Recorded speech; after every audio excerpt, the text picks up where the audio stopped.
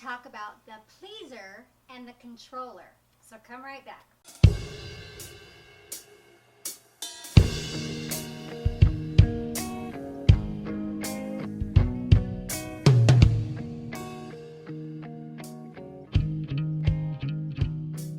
Are you eager to please?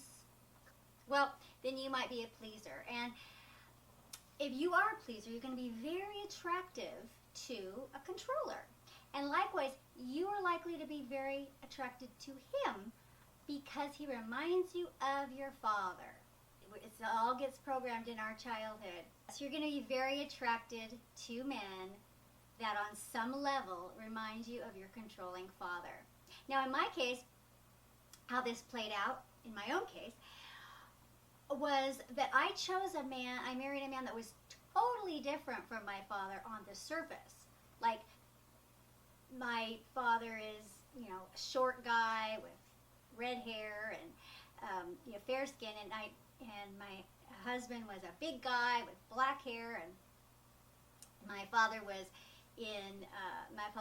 well educated and had a job professional job, and the man I married was in construction. I mean, very, very different, very rough around the edges over here, and my dad was, more refined over here. But when it came down to it, they were very, very alike, very similar. And the way that I felt, even before I really tapped into what was going on, the way that I felt in my marriage started to feel the way I felt in my childhood. And it was not a good feeling.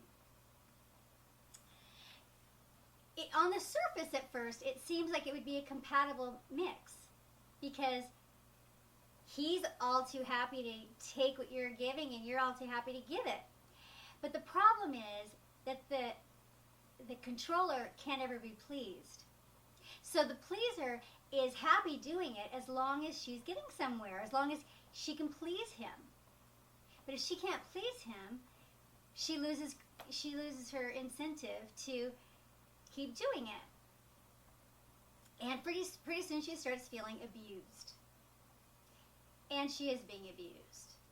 And so her self-esteem goes down. And then the controller, this is likewise very bad for him, because the more he's allowed to control, the worse he gets. And so she'll lose all sense of independence, all self-respect, and all sense of herself. It's very painful to figure out that you've been a victim of emotional abuse. So be patient with yourself. Forgive yourself. Know that you don't feel badly that you got into a bad pattern or anything like that, because you didn't know better. And now that you know better, you can do better. Take care of yourself. Look inside yourself. Look in the mirror. That's what the answers are. They're in the mirror. And speaking of the mirror, put a picture of yourself as a little girl or a little boy on your mirror, and talk to that little child like it's your adopted daughter or son. Kind to yourself. You're reparenting yourself, and it's gonna be a new lease on life. You're not doomed. You're not doomed to repeat this pattern. If you stop, if you look inside yourself and you really check it out. Otherwise, these patterns just repeat and repeat and repeat, and maybe you've already done that, and maybe it's getting really exhausting. Okay, happy that you're here, and so this was 2 in the 6-part series. So we'll be halfway down next time. Okay, thank you.